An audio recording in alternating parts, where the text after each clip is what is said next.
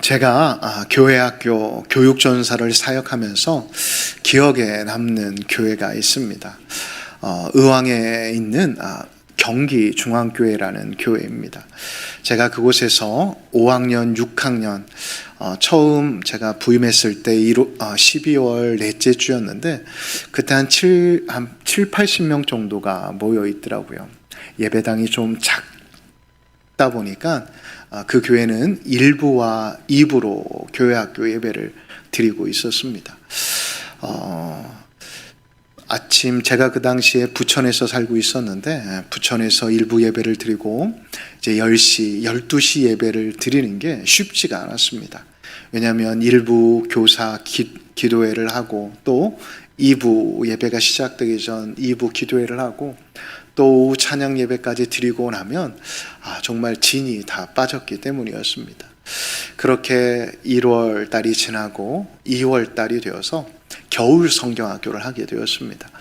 겨울 성경학교를 통해서 참 많은 은혜가 있었던 것 같습니다. 그로 인해서 아이들과도 친해지고 또 교사들과도 많이 이렇게 하나가 될 수 있는 시간들이 되었습니다. 그렇게 2월, 3월, 4월이 되면서 제 마음 가운데 주셨던 마음이 아이들을 좀 전도하러 가면 좋겠다라는 생각이 들었습니다. 교회가 작은 교회가 아니었기 때문에 전도하는 게 여간 부담스럽지는 부담스러웠지만 그럼에도 불구하고 주신 마음에 따라서 교사들에게 이야기를 하였습니다. 제가 그때 2010년도에 교육전사로 봉사하고 있었으니까 아마 토요일에 학교를 안 갔던 때가 2012년도부터였을 겁니다. 그러니까 토요일에 교사들과 함께 이렇게 노방전도를 나가자고 제안을 하니까 또 흔쾌히 허락을 해 주셨습니다. 그렇게 3월, 4월, 5월이 지나니까 놀랍게도 큰 교회였지만 이렇게 아이들이 한 120명가량 모이게 되었습니다. 그래서 어떻게 하면 이 아이들이 좀 더 응징력 있게 교회만 나오는 게 아니라 좀 더 신앙 훈련을 이렇게 교회 안에서 할 수 있을까 생각을 하다가 제자 훈련은 리더들은 하고 있었지만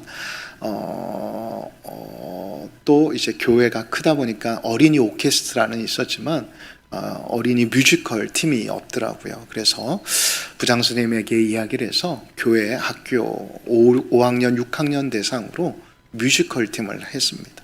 120명 정도 아이들이 되니까 그 안에 노래도 잘하는 친구들도 많았고 또 율동, 워십을 잘하는 친구들도 많았기에 한 40명 정도 아이들이 모여서 매주 토요일하고 주일날 모여서 이렇게 뮤지컬 연습을 하게 되었습니다. 그래서 한 3개월 연습을 하고 이제 예배 시간에 공연도 하기도 하고 또 제 결혼식 축가 때도 아이들이 축가로 이렇게 한 40명 정도 와서 축가를 해주기도 하였습니다. 그렇게 재미나게 이렇게 교역자 생활을 하고 있었는데 무엇보다도 제가 그 중에서 교사들이 한 35명 정도 됐는데 기억에 남는 교사 선생님이 계셨습니다. 그 교사 선생님은 원래 5학년, 6학년 소년부에 부장 선생님을 한 2번 정도 하셨던 분이었습니다. 2년에 한 번씩 로테이션으로 돌아가시는데 너무 열심히 또 교회학교를 섬겨주셔서 2번이나 이렇게 부장을 역임하셨던 분입니다. 보통 부장님을 하시는 선생님들은 이제 그 다음 이제 임기가 마치면 다른 부서의 부장으로 가시는데 그 선생님께서는 남자 선생님이셨는데 자신은 5학년, 6학년 아이들이 너무나도 사랑스러워서 다른 부서를 가기 싫다고 뒤에 오시는 부장 선생님에게 양해를 구해서 그 부서에 교사로 섬기고 계셨습니다. 교사로 섬기시는데 그 모습이 솔직히 보이지는 않았어요. 왜냐하면 제가 나중에 생각해 보니까 부장 선생님이나 다른 선생님들에게 좀 피해가 가지 않도록 항상 그분은 아이들을 반갑게 맞이해 주시거나 또 제일 말썽꾸리 5학년, 6학년 중에 남자아이들은 말 안 듣잖아요. 그 남자아이들 한 2-3명 맡아서 아이들을 양육하시고 또 제일 먼저 1부, 2부 예배, 자기는 1부 예배, 대예배를 드리시고 1부, 2부의 예배 나오셔서 제일 먼저 청소하고 계시는 모습을 보게 되었습니다. 근데 한 6월 지나서 보니까 계속 그 선생님께서 말라가시는 거예요. 말씀을 안 해서 제가 잘 몰랐는데 너무 수척해 보이시길래 어느 날 부장 선생님께 여쭤보았어요. 아니 왜 저 남자 선생님께서 이렇게 갈수록 말라가시냐라고 말하니까 부장 선생님께서 조용히 말씀하시더라고요. 집사님이 암발기라고 이야기를 하시더라고요. 어떻게 보면 아이들을 맞이하는 게 너무나도 힘든 시간들을 보내고 어찌 보면 집에서 요양을 하셔야 할 그때임에도 불구하고 그 선생님은 아이들을 사랑하는 마음, 하나님을 사랑하는 마음으로 그 자리에 나와서 봉사하셨습니다. 특별히 여름 성경학교가 7월 마지막 주 그 교회에 있는 자그마한 기도원에서 하고 있었는데 기도원까지 가는 길이 이렇게 좋지가 않아요. 자갈밭이었기 때문에 울퉁불퉁하고 또 기도원이 조금 이제 구릉지에 있으니까 걸어서 올라가야 돼요. 걷는 것, 평지에서 걷는 것조차도 힘이 겨우셨던 선생님이셨음에도 불구하고 2박 3일 아이들이 수련회 하는 것을 물론 저녁에는 이제 몸이 힘드시니까 집에 가셨지만 3일 내내 함께 하셨어요. 제가 그 수련을 하면서 너무나도 감동이 되어서 제가 우리 통합 측에 보면 교회 교육이라는 책자가 매달 반간이 됩니다. 지금은 그 란이 없어졌지만 제가 그 선생님에게 너무 감동이 돼서 우리 교회 명교사를 소개합니다라는 그 란에 제가 이렇게 투고를 해서 글을 보내었습니다. 8월 마지막 주에 보냈으니까 9월 달에 이제 인쇄가 돼서 10월 달에 나오게 되었어요. 근데 안타까운 건 그 선생님께서는, 그 집사님께서는 그 글을 보지 못하고 이제 하나님의 품에 안기시게 되었습니다. 제가 왜 이 말씀을 드리냐면 뭐 제 자랑을 하기 위해서 말씀드리는 게 아니라 그 선생님을 보았을 때 저는 오늘 본문에 기록되어 있는 엘리사를 생각해 보았기 때문입니다. 준비되어진 사람.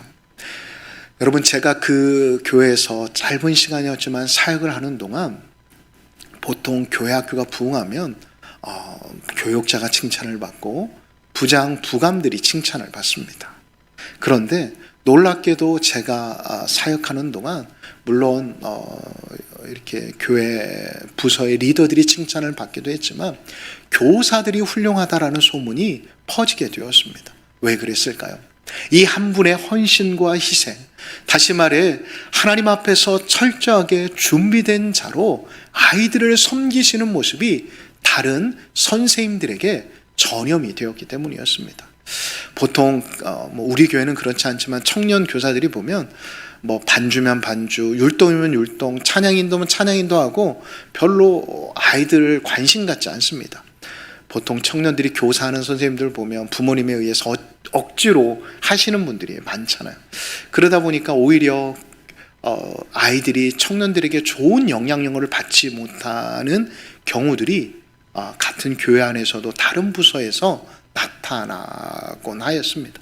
그런데 제가 맡았던 5학년, 6학년 소년부는 정말 교사들이 훌륭하다.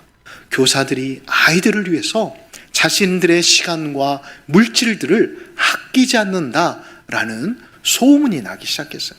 그래서 할머니, 할아버지는 자신들의 손자, 손녀들을 이 소년부에 넣기 위해서 멀리 사는 자녀들까지 불러서 그 부서에 넣기 시작한 것입니다. 그러니까 놀랍게도 5월 달이 되어서 예배당이 이제 2부 때는 막 80명이 들이니까 자리가 없는 거예요. 그래가지고 제일 큰 부서실로 옮기는 일까지 논의가 되었는데 또 이게 부서 간 교회 학교가 이게 알력이 셉니다. 그래가지고 옮기지는 못하였는데 예배당이 좁아가지고 율동을 하지 못할 정도가 되었습니다. 사랑하는 성도 여러분, 여러분들은 지금 하나님 앞에서 어떠한 사람으로 서 계십니까? 하나님 앞에서 정말 여러분들에게 맡겨진 가정과 직장과 교회 공동체, 또한 이 나라의 국민으로서 여러분들에게 주어진 일들에 대해 얼마만큼 충성하고 있으십니까? 저는 오늘의 본문의 말씀을 통해 엘리야와 엘리사를 비교하며 함께 은혜를 나누어 볼 텐데, 우리가 다시 한번 이 두 사람을 통해 우리가 하고 있는 삶의 모습과 신앙생활들을 점검해 보았으면 좋겠습니다. 저는 무엇보다도 이 경기중앙교회에서 사역을 하면서 준비되어진 교사들의 헌신, 그 사람이 여러 사람일 수도 있지만 저는 한 사람, 그 한 사람을 통해 그 부서에 놀라운 은혜가 부어졌다라고 생각이 되어집니다. 어느 공동체에도 마찬가지입니다. 준비되어진 한 사람, 자신을 시키는 이들이 있게 되어질 때 그 모임과 공동체는 놀라운 변화가 일어날 수 있다라는 것입니다. 어느 목사님께서는 준비되어진 한 사람의 힘이 타락한 시대일수록 더욱 힘을 발휘하게 된다라고 말씀하셨는데 저는 그 말에 참 공감이 되었습니다. 이 사실에 예레미야 선지자는 예레미야 5장 1절을 통해 이렇게 선포합니다. 너희는 예루살렘 거리로 빨리 다니며 그 넓은 거리에서 찾아보고 알라, 너희가 만일 정의를 행하며 진리를 구하는 자를 한 사람이라도 몇 사람이라고요? 한 사람이라도 찾으면 하나님이 어떻게 하시겠다라고요? 이 성읍을 용서하리라. 이 성읍을 구원하여 주시겠다라고 말씀하여 주고 계시는 것입니다. 여러분, 타락하여 위기를 맞은 어떠한 공동체나 민족, 하나님은 민족에게서 다수의 믿음의 사람들을 찾으시는 게 아니라 바로 한 사람을 찾으신다라는 것을 우리는 잊지 말아야 합니다. 주님께라면 나의 시간, 나의 열정을 드리는 것을 아깝게 생각하지 않는 사람 말입니다. 저는 우리 광남교회 이 자리에 모여 계신 우리 모든 성도님들이 하나님이 보셨을 때 하나님이 찾으시는 그 한 사람이 되어지시기를 예수님의 이름으로 축복합니다. 오늘 본문에는 앞서 말씀드린 대로 두 선지자가 기록되어 있습니다. 한 선지자는 엘리야이고 한 선지자는 엘리사입니다. 그런데 먼저 소개된 엘리야는 오늘 본문의 앞뒤 본문을 읽어보면 극심한 절망 가운데 빠져 있음을 알 수가 있습니다. 얼마나 절망 가운데 빠져 있었는지 그의 행보를 보면 알 수가 있습니다. 19장 3절을 보면 유다 남쪽 지방인 부엘세바를 거쳐 로뎀나무가 있는 네겟 사막을 지나 40주 40야를 걸어서 그는 호렙산에 이르게 되었습니다. 여러분 한번 생각해 보십시오. 이 엘리야는 어느 지역의 선지자입니까? 북이스라엘의 선지자입니다. 한번 그림을 보여주실까요? 지도를 보시면 아시겠지만 보통 이스라엘에서 이 엘리야가 주로 사역을 하였습니다. 그래서 그곳에서 그는 부엘세바까지 무려 한 170km가 되는 그 거리를 종과 함께 온 다음 종을 또 떼어놓고 이 부엘세바에서 저 신광야가 있는 신의 산까지 그는 가게 되었던 것입니다. 40주 40야를 걸어서 말입니다. 얼마나 그가 절망 가운데 있었으면 이렇게 북쪽에서 그가 생각하는 땅끝이라고 말할 수 있는 이곳까지 가게 되어진 것일까요? 여러분, 엘리야는 누구입니까? 죽은 자도 살리고 850대 1로 영적 싸움에서 승리했던 영적인 거장이었습니다. 그런데 3절을 보니 그가 생명의 위험을 느끼고 있음을 알 수가 있습니다. 그런데 우리가 여기서 한번 생각했으면 좋겠습니다. 이세벨이 자기를 죽인다라는 위협을 느끼고 있다라고 하는데 여러분, 이세벨이 엘리야를 정말 죽이려고 했을까요? 성경 어디에도 보면 엘리야를 죽이기 위해 어떤 수단을 사용하지 않았음을 우리는 성경을 통해 알 수가 있습니다. 다시 말해 그냥 엘리야에게 겁을 주기 위함이었던 것입니다. 더 이상 앞에 나서지 말라는 것이었습니다. 경고 말입니다. 여러분, 엘리야를 죽이려고 했다면 왜 사안을 보냅니까? 살수를 보내서 조용히 죽이고 말죠. 그런데 통보까지 하잖아요. 내일까지 너를 죽이겠다. 그것은 보통 죽이고자 하는 사람의 마음이 아닙니다. 죽이려고 하면 소리 소문 없이 죽이는 게 죽이고자 하는 사람의 마음이기 때문입니다. 그렇다면 여러분, 엘리야는 이 사실을 몰랐을까요? 엘리야도 알았을 것입니다. 그런데 왜 엘리야는 핑계를 대며 도망을 가고 있는 것일까요? 엘리야의 좌절과 두려움은 도대체 무엇 때문에 생겨나는 것일까요? 그것은 하나님에 대한 실망에서 나타난 심리적 공황, 우울과 같은 것입니다. 왜냐하면 하나님의 일하시는 방식이 자신이 기대했던 실제와는 너무나도 달랐다라는 것입니다. 괴리가 느꼈다라는 것입니다. 보십시오.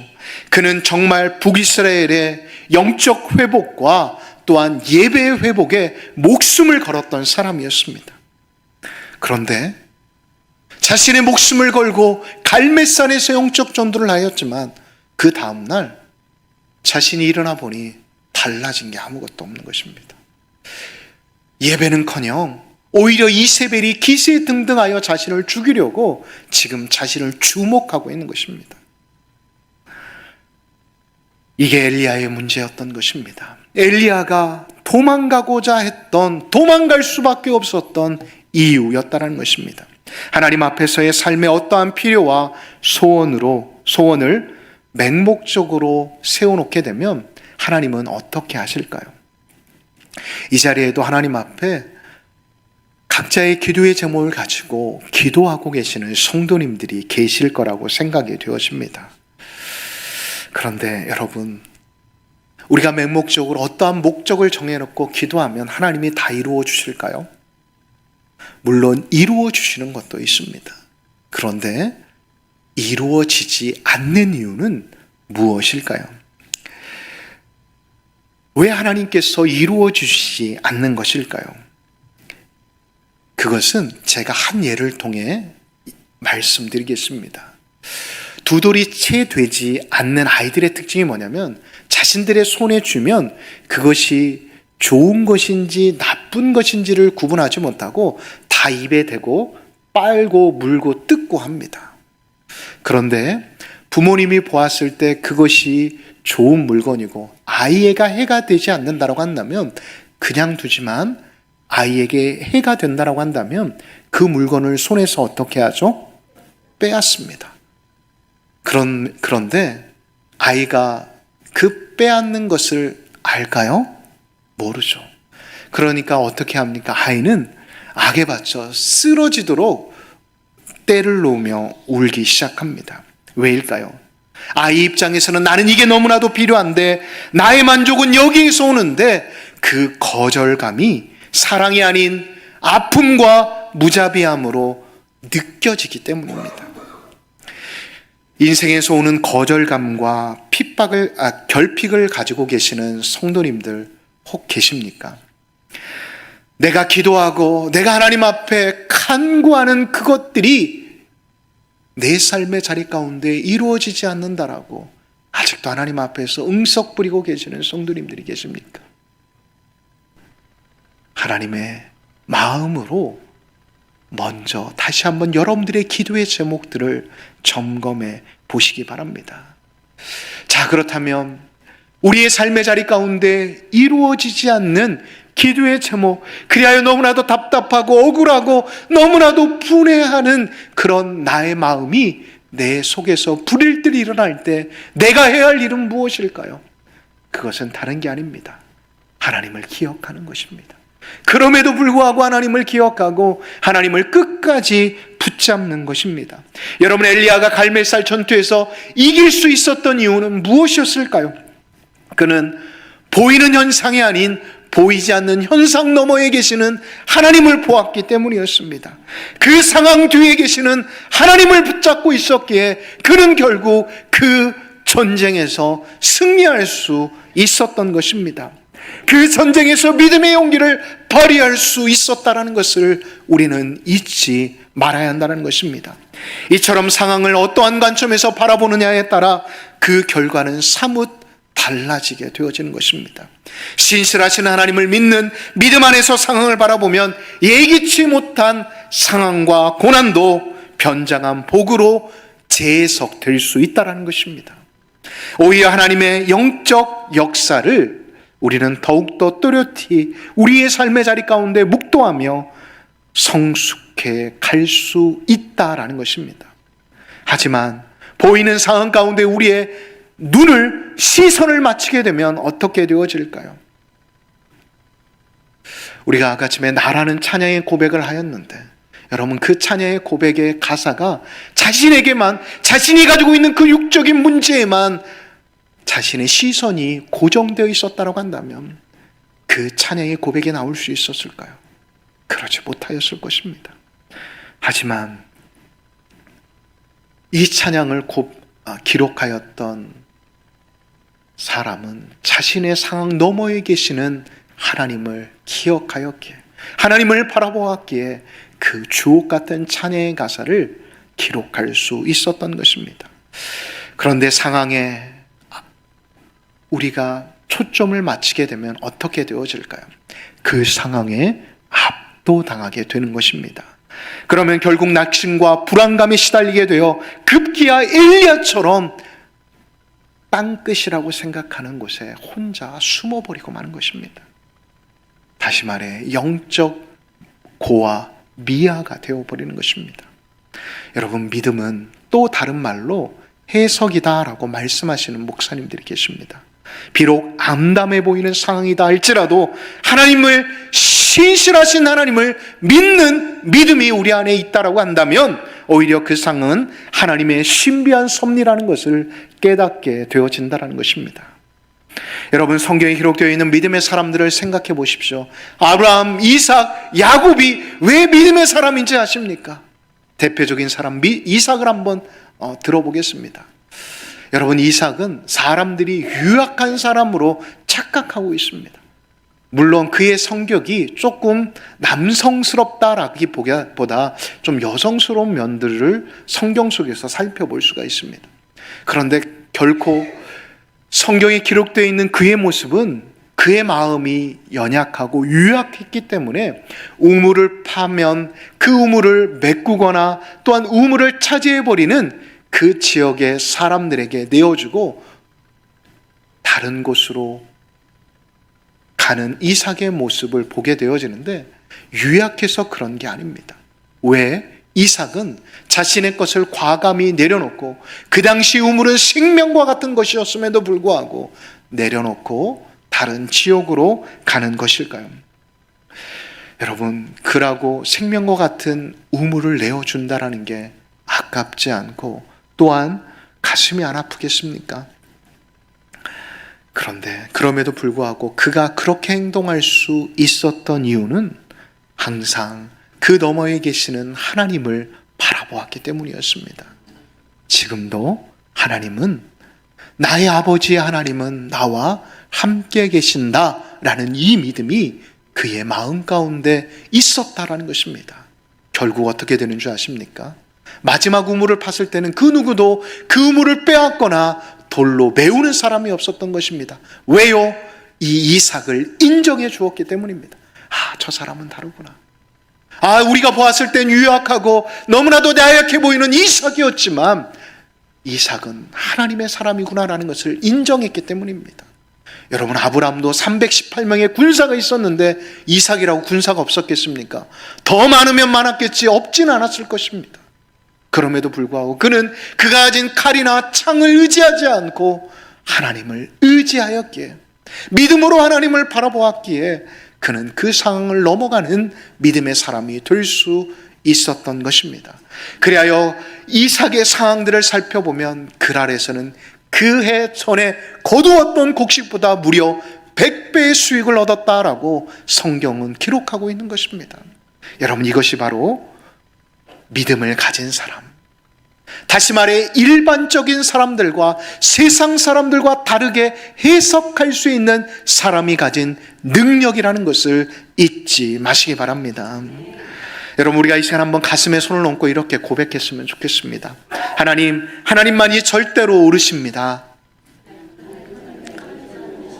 너무 긴가요? 자, 제가 천천히 해보겠습니다. 하나님만이 절대로 옳으십니다. 나의 힘, 나의 능력의 원천은 하나님에게 있습니다. 나의 힘, 나의 능력은 하나님께 있습니다. 아멘이십니까? 그렇습니다. 이 고백이 우리에게 있게 되어질 때 우리는 다르게 바라볼 수 있고 다르게 생활할 수 있게 되어진다는 것을 잊지 마시기 바랍니다. 자, 또 다른 인물인 엘리사는 어떠할까요? 열왕기상 19장 19절 말씀을 살펴보면 엘리야의 진면목은 하나님의 부르심 가운데 즉각 순종함을 볼 수가 있습니다. 왜일까요? 그는 준비하고 있었기 때문이었습니다. 하나님이 부르실 그때를 준비하고 있었다는 것입니다. 여기서 12겨리소라고 기록이 되어 있는데 소가 24마리라는 의미를 가지고 있습니다. 성경은 엘리사가 거부임을 에둘러 표현하고 있습니다. 19절 하반절을 살펴보면 엘리사는 12번째 겨리소를 끌고 있었음을 알 수가 있습니다. 다시 말해 다른 11마리의 겨리소는 하인들이 끌고 있었음을 우리는 유추해 볼 수 있는 것입니다. 여러분, 가진 것이 많은 사람들이 자신의 것을 내려놓는다는 거 쉬울까요? 어렵습니다. 어렵죠. 자신이 가진 것을 어떻게 내려놓고 하나님을 따른다는 게 쉽겠습니까? 그런데 20절을 보면 엘리사는 엘리야에게 달려가고 있음을 알 수가 있습니다. 여러분, 예수님께서 한 부자 청년이 어떻게 하면 영생을 얻을 수 있겠습니까? 라고 예수님께 구했을 때 예수님은 그러면 너가 가진 것 다 내려놓고 나를 쫓으라 그러니까 부자 청년이 예수님을 쫓았나요? 못 쫓았잖아요.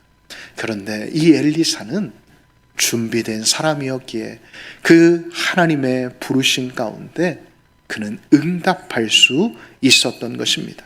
거기에 멈추지 않고 그는 돌아가지 않기 위해 자신이 가지고 있었던 다시 말해 소들을 묶고 있었던 소의 기구들을 다 불로 태워버립니다. 왜요?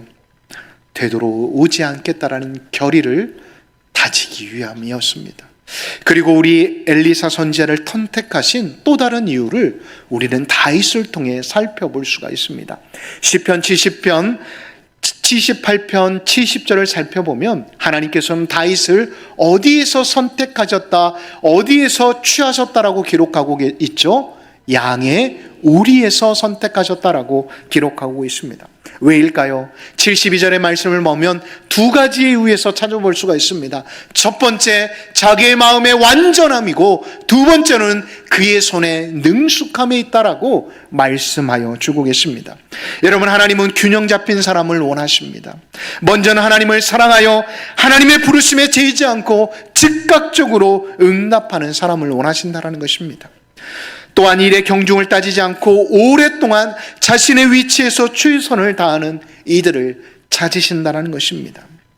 여러분, 일의 경중을 따지지 않고 일이 크거나 작거나 따지지 않고 자신의 자리에서 10년, 20년, 30년 이상 된 사람을 세상은 무엇이라고 말하죠? 보통은 달인이라고 합니다. 손에 능숙한 사람 말입니다. 여러분, 생활의 달인을 보신 분들은 아시겠지만 정말 대단하지 않습니까?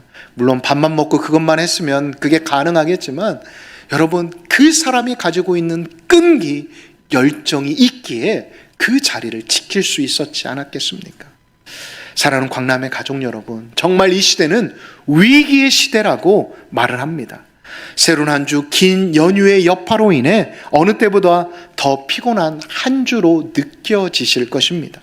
그런데 하나님에 대한 믿음과 반드시 성취하시는 하나님의 언약의 말씀으로 여러분들에게 주어지는 사항들을 바라보셨으면 좋겠습니다. 그리고 바라보는 것에 그치지 않고 믿음이 무엇이라고 말씀하셨죠? 해석이라고 말씀하셨죠.